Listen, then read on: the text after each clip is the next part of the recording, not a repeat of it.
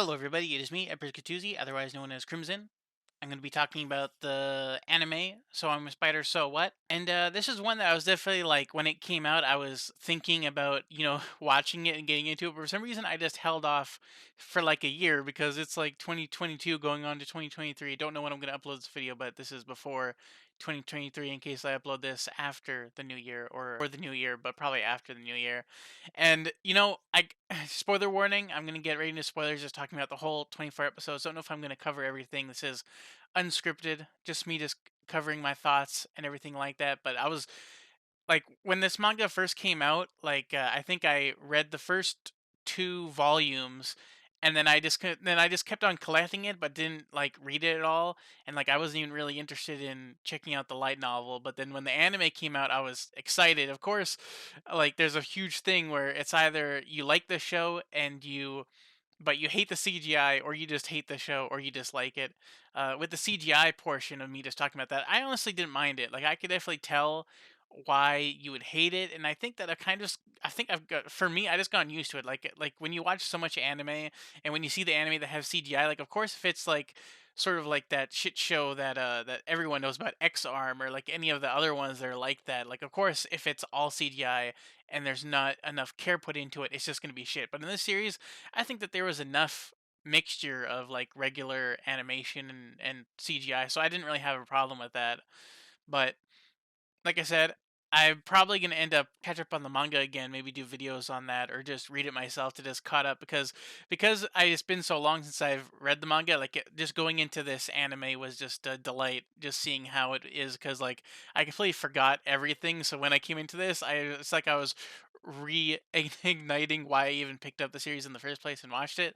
And like I say, is I loved it. Like people are seeing this when I was looking in the comment section on Crunchyroll. It's just like, man, the voice actor carried carried it. Like man, like the openings, the endings. Like man, those ending songs were like terrific to listen to. Like I didn't want to skip it because it was just so amazing to just see like the singing. Like I'm pretty sure that it's the voice actor that's also doing the endings, and if it isn't, I'd be very surprised. But I honestly really liked it, and like, man, her voice, like, it reminded me of like It's probably not the same person, but but there's like a song that appears in my head of someone like of like an anime song where someone like talks that fast. I don't know if it's the same chick or if it's a different girl that did it, but man, like the voice was going like rap god levels, just keep on going and going and going in various last levels, and then the main character Kumiko's like personality, the hectic, the hecticness of it,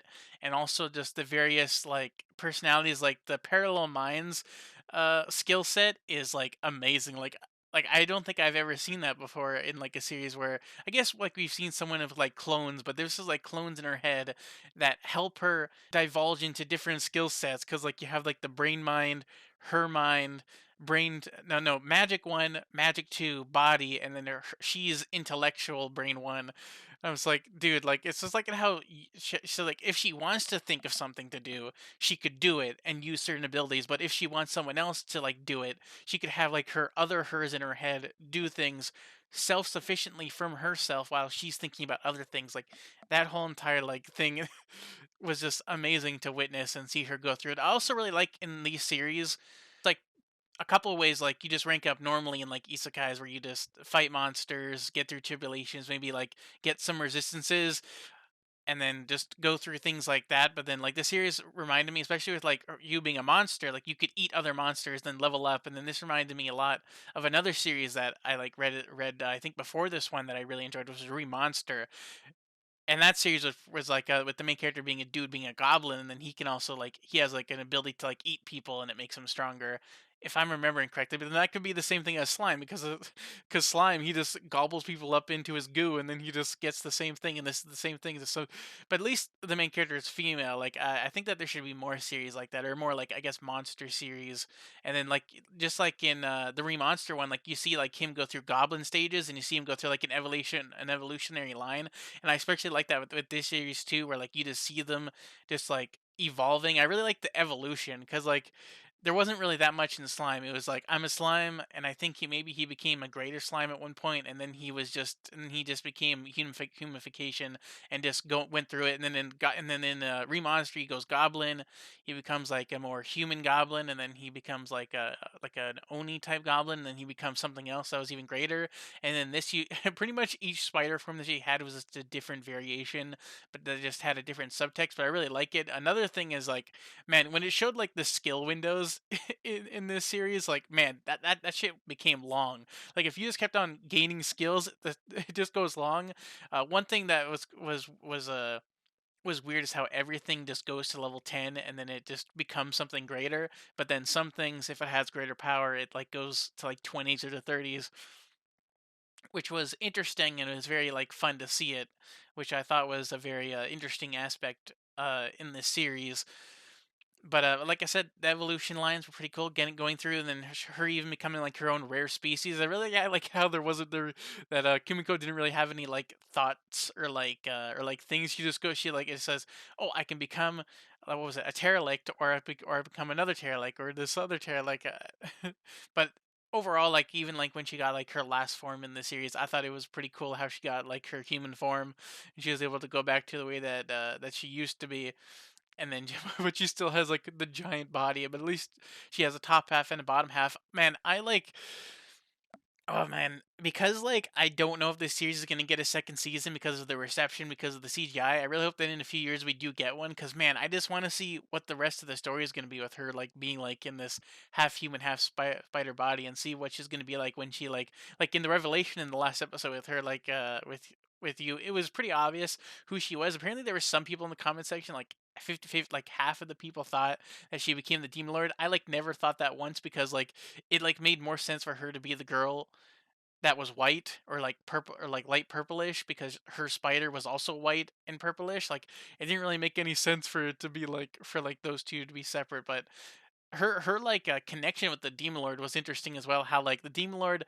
had like this very like aggressive, very like a stoic personality, but then once like she like tried to see what was going on in her like dungeon area with all of her offspring, and then the body brain in Miko attaches itself to Ariel, and then they end up fusing, and then now she can just access it just meshed her personalities together. So now she's aggressive and stoic, but she's also like very hectic, and she's very like all like bubbly, like having this very like personality. And it is funny, I guess that makes sense why like it shows like them having like a friendship in like the future in the past. And I also really like that aspect too. Like I think that there was people not liking the human aspects with the spider aspects, and like I get it, but at the same time I feel like it made the story more interesting with us going from like the past and the future, because apparently she when she came out as a of the spider egg, it was 15 years like in the past, because everyone else that got reincarnated. I really like it how they did the whole class aspect, because usually it's just one or two people that get isekai, or just one person gets isekai. I really like it how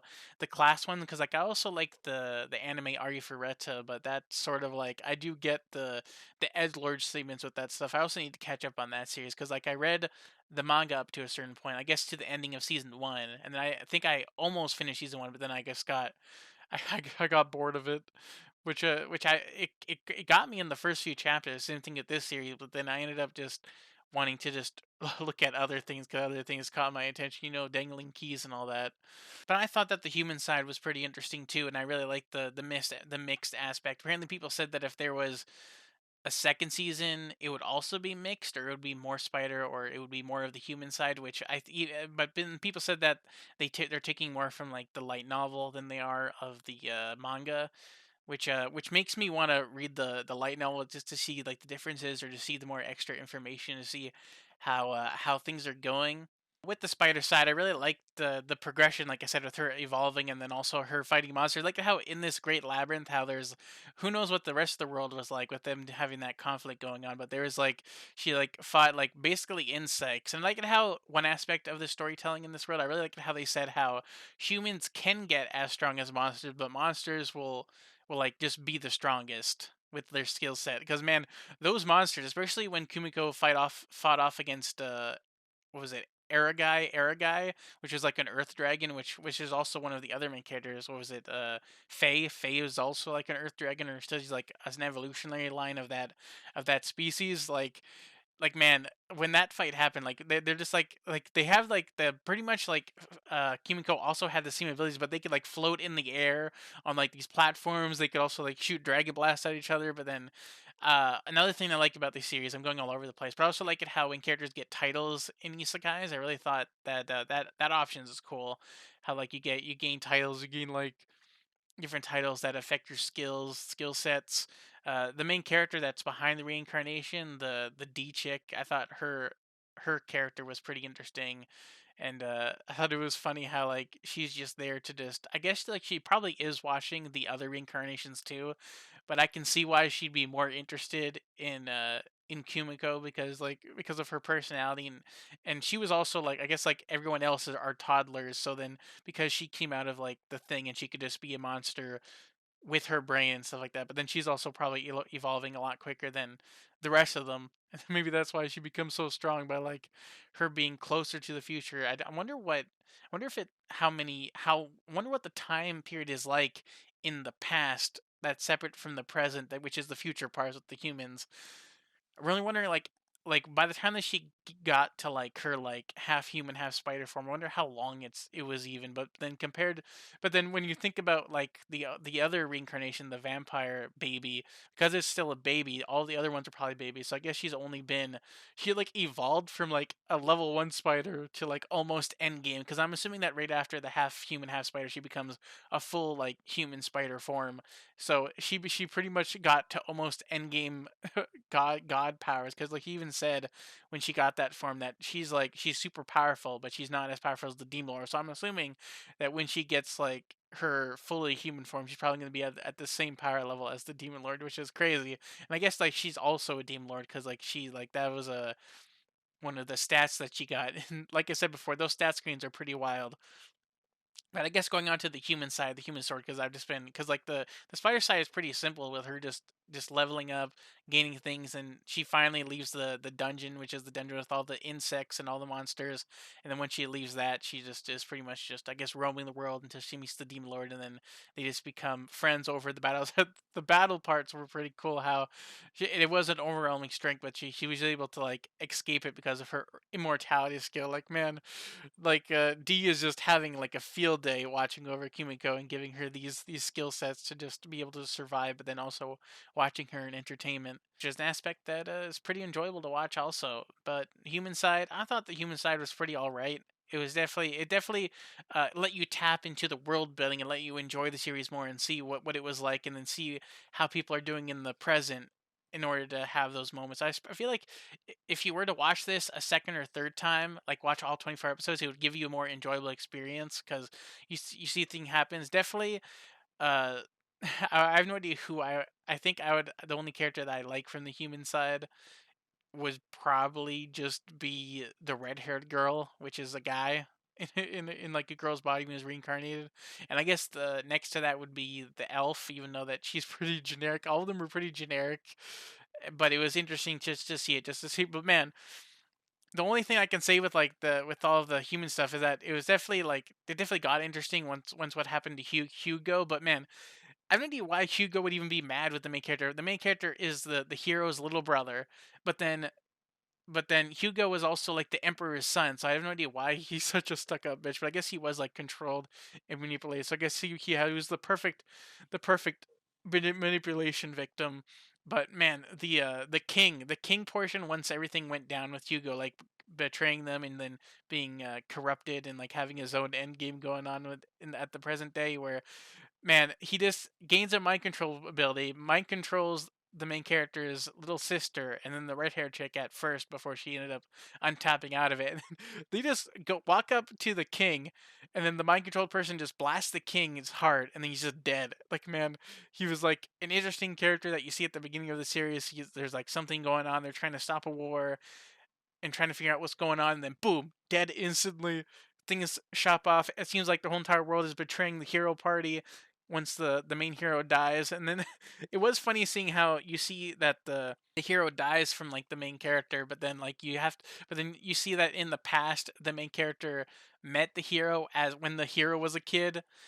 It was just, and then it was funny how you see that moment, but then you also know that she ends up killing him, which makes things just like, it definitely is confusing at times, but it is interesting seeing that portion. Then I think other than that, it's like that whole taboo skill with like the main character finding out the truth of the world and then trying to figure out how to save it by just leveling it up to be more powerful. But I guess we'll see more of that in season two. But I think that the whole aspect of everything that we witnessed for the first 24 episodes was entertaining enough, and I thoroughly enjoyed all of it.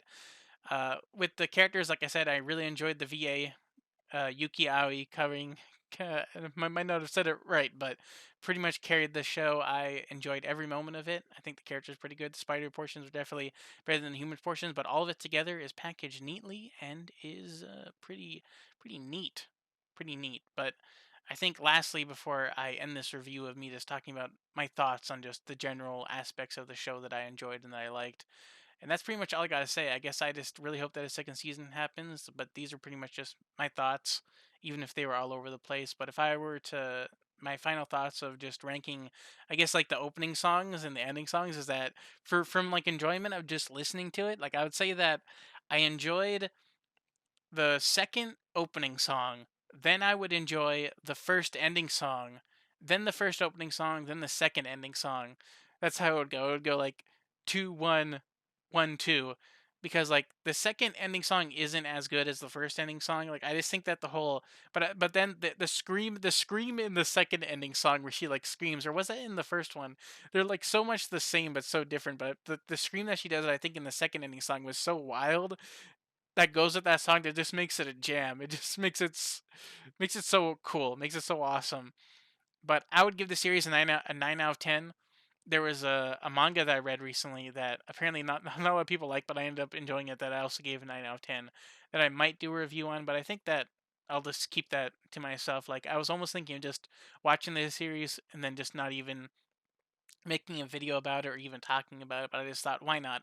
It's in my head recently. I really enjoyed it. Just wanted to just talk about it, talk my thoughts on it, even if they are just nothingness in the wind, in the abyss for you to listen to in my voice. But these are pretty much my basic thoughts. I could have more thoughts. Maybe I could have articulated myself better in this review. This is just nothing. It's just rambles, ramble babbles. But those are pretty much my main thoughts. But it's one of the main reasons why I haven't done a video on Remonster yet. Like I compared it to Remonster, but I just don't think I could do a video. This is what this is what my Remonster video would be like, but for but for Soma Spider, so what? So I guess the next time that I do a video on this series is if a season two comes out in a few years. But if not, I guess I'm gonna go crack open the mangas, review those each time, see what the differences are compared to the animation, see if I see what the differences are, and then after that, I'll also get all the light novels because I just skip those, but I want to get that extra information. Maybe do videos on those too. But yeah, like I said, 9 out of 10. If you enjoyed my video, enjoyed my thoughts and my opinion, leave a like. If you didn't like this and my ramblings at all, you can leave a dislike. It's your opinion. And yeah, I'll see you guys in the next video I do talking about something or anything, whether it be something in the past or the future, or me catching up on something that I reviewed before. And yeah, bye. See you later.